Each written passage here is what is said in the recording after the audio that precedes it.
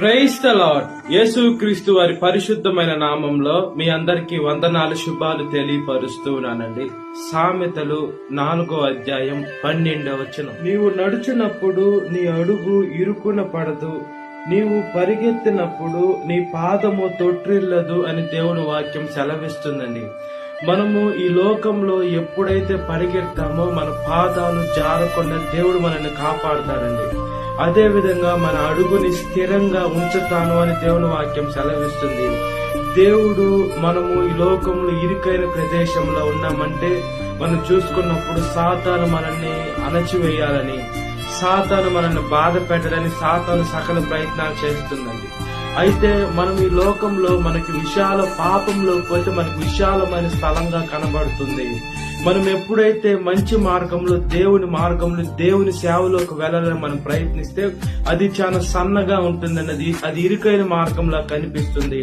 అయితే మనం ఎప్పుడైతే దేవుని పని అని మనం ఇరుకైన మార్గంలో నడుస్తామో దేవుడు మన పాదాలు తొట్టిల్లకుండా స్థిరపరుస్తానని దేవుని వాక్యం సెలవిస్తుంది. మన ఆత్మీయ జీవితం కూడా దినదినానికి అభివృద్ధి చేసుకునేదానికి దేవుడు మనకు ఒక సువర్ణ అవకాశం ఇచ్చాడండి. కాబట్టి మన జీవితం యావత్తు దేవుడికి సమర్పించుకునే బిడలుగా ఉండాలి. సాతాను ఏం చేస్తుందంటే మనల్ని త్రోసివేయాలని చూస్తుంది.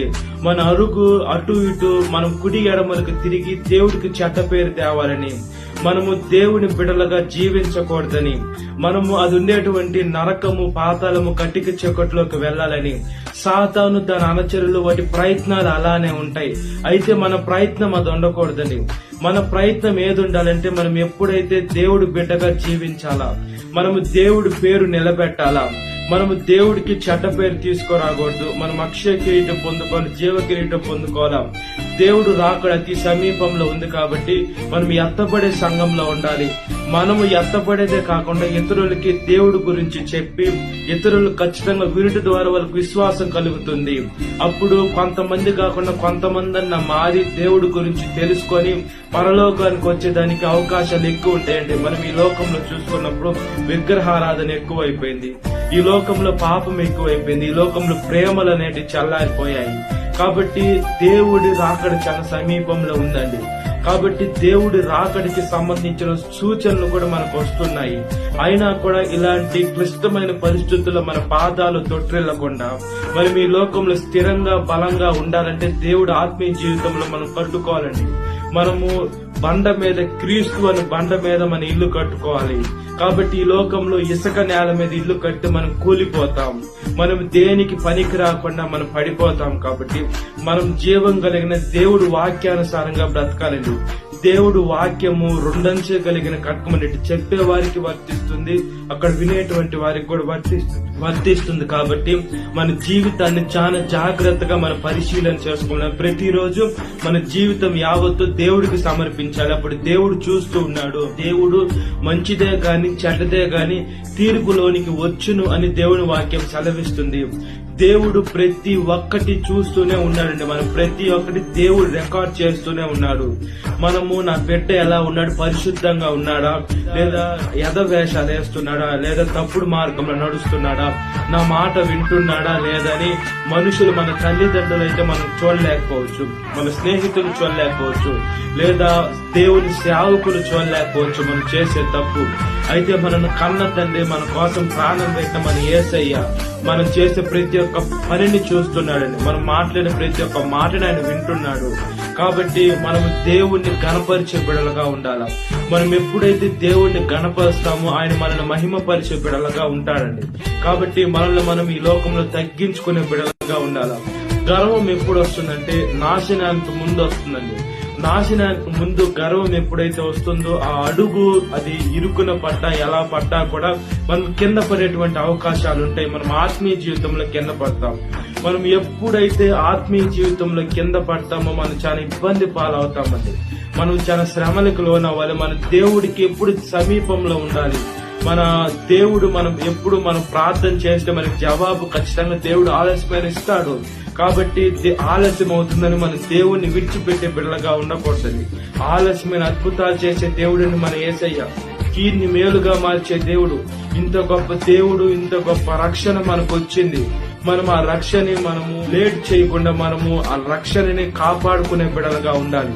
మనం దేవుని ఆలోచన కలిగిన బిడలుగా ఉంటే మన అరుగు ఇరుకున పడకుండా మన దేవుడు మనతో ఉండి మనం నడిపిస్తాడు. పాప అంధకార లోకంలో నడిపిస్తాడు. కాబట్టి మనం దేవుని వాక్యానుసారంగా బ్రతుకున్నట్లుగా ప్రార్థన.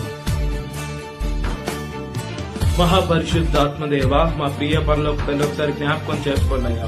మా జీవితాన్ని మేము పాడు చేసుకోకుండా, మా అడుగుని మేము ఇరుకున పడేసుకోకుండా, మేము ఈ లోకంలో అంధకార పాప రోత చీకటి మాలిన్యపు జీవితంలో ఉండకుండా, నేను చూసే చూపు, నడిచే నడక, చేసే క్రియ ప్రతి ఒక్కటి ఆశీర్వాదకరంగా, దీవెనకరంగా, మహిమకరంగా చేయండి అయ్యా. దుష్ట శక్తి అయిన సాధన మమ్మల్ని బాధ పెట్టాల, దుఃఖ పెట్టాల, ఏడిపించాలని చూస్తుందయ్యా. సాతాను పేరు మేము జయం పొందుకోవాలి, విజయం పొందుకోవాలయ్యా. మేము సాతాను దగ్గరికి వెళ్ళినా లేదా సాతాను మా దగ్గరికి వచ్చిన దానికి ఓటమి దయచేయమని అడుగుచున్నానయ్యా. సాతాను మా మోకాల కింద చెతక దొక్కమని అడుగుచున్నానయ్యా, అనగ దొక్కమని అడుగుచున్నానయ్యా. సాతాను దాని అన్నచర్యలు కూలిపోవాలని వేడుకుంటున్నానయ్యా. నేను ఈ లోకంలో మనుషుల దగ్గరికి, అధికారుల దగ్గరికి, పలాని వాళ్ళ దగ్గరికి నేను వెళ్ళటం లేదయ్యా. సాక్షాత్ మీ దగ్గరికి వస్తున్నానయ్యా. మా అడుగుని ఇరుకున పడకుండా కాపాడుతానన్న దేవా స్తోత్రమయ్యా. ఈ లోకంలో మీ సేవ అంటే ఇరుకులానే ఉంటుందయ్యా. అయినా కూడా పోను విశాలతనిచ్చేటువంటి దేవా స్తోత్రమయ్యా. ఈ లోకంలో మనుషులు విశాలత అంటే పాపం కోరుకుంటున్నారయ్యా. ఈ లోకంలో మనుషులు సుఖం కోరుకుంటున్నారయ్యా. ఈ లోకంలో మనుషులు ఏదో ఒకటి నాకు వస్తేనే నేను ఆ పని చేస్తాను అనే ఒక ఆలోచన విధానాన్ని కలిగి ఉన్నారయ్యా. కాబట్టి మేము ప్రార్థన చేస్తున్నామయ్యా. మా జీవితాన్ని స్థిరపరచండి, బలపరచండి. క్రీస్తు అని మీ బండ మీద మా జీవితాన్ని, మా ఇల్లును కట్టుకునే శక్తిని దయచేయండి అయ్యా. మా శరీరము మీ ఆలయం ఉంది. అదేవిధంగా మా శరీరం మన ఆలయంలో మీరు ఉండాలంటే మా జీవితాన్ని ఎంత పరిశుద్ధపరచుకోవాలి, మా జీవితాన్ని ఎంత స్థిరపరచుకోవాలి, మా జీవితాన్ని ఎంత దృఢపరచుకోవాలి ఒకసారి జ్ఞాపకం చేసుకోండి. ప్రతి ఒక్క నాలుక మేము స్తుతించి, ప్రతి ఒక్క మోకాలు యేసయ్య మీ నామంలో వంగునట్లుగా ప్రాధాయపడుతున్నాం. సాతాను శోధనలో ప్రతి ఒక్క బిడ్డను విడుదల దయచేయండి. ఈ వాక్యం వింటున్న ప్రతి ఒక్క బిడ్డను పేరు రచన జ్ఞాపకం చేసుకోండి. ఇదేం కాలపు దీవెనతో నింపమని నజరేయుడైన యేసుక్రీస్తు వారి పరిశుద్ధమైన నామంలో మిక్కిలి వినం తడుచున్నాను నా పరలోక తండ్రి. Amen. Praise the lord. God bless you. Have a great day.